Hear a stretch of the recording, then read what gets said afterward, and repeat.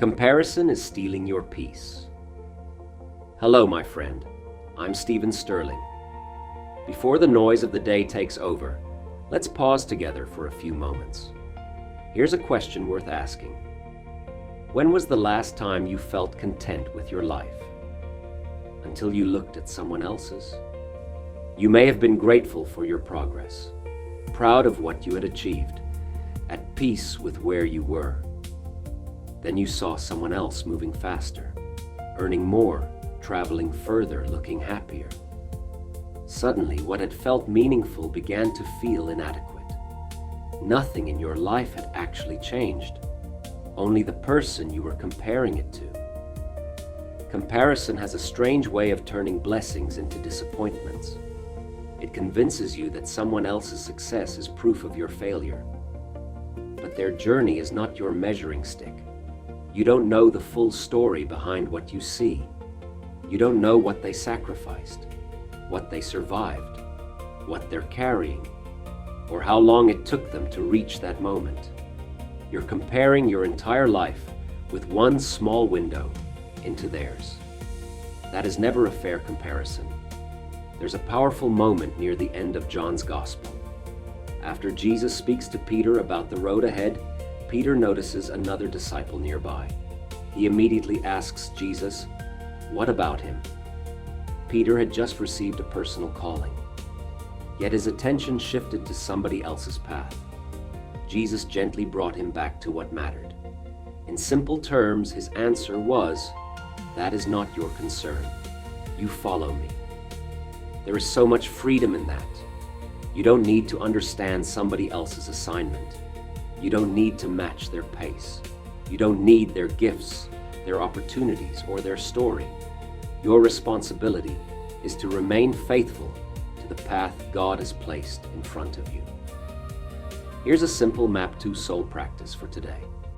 Whenever comparison begins stealing your peace, pause and say, "Their journey is theirs. My journey is mine. What is my next faithful step?" That question brings your attention back from their life to yours, because comparison looks sideways. Purpose looks forward. Here's your step for today. Choose one person you've been comparing yourself with. Then identify one thing in your own life that is growing. It might be your faith, your confidence, your health, your relationships, your work, or simply your ability to keep going through a difficult season. Acknowledge that progress. You don't have to diminish someone else's light to recognize your own. One question to sit with today. What part of your life could you appreciate again if you stop measuring it against somebody else's?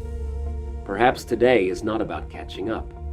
Perhaps it's about returning to your own path. The Map2Soul app can help you do that through guided reflection, prayer, journaling, Bible reading, and practical tools for your daily well-being.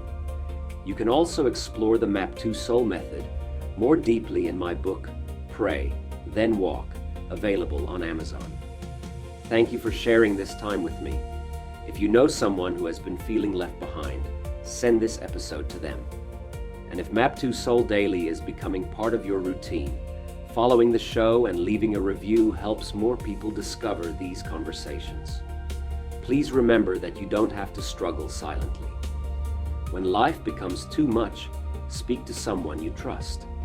A friend, a family member, a pastor, a counselor, or a therapist can help you take the next step. As you move through today, stay in your lane without apologizing for your pace. Celebrate how far you've come. Trust God with where you're going. Your life does not have to look like anyone else's to have meaning. You are seen, you are valued, and you are deeply loved. Notice what comparison is doing. Choose gratitude, pray for direction, then walk your own path. Pray, then walk. You've got this. I'm Stephen Sterling.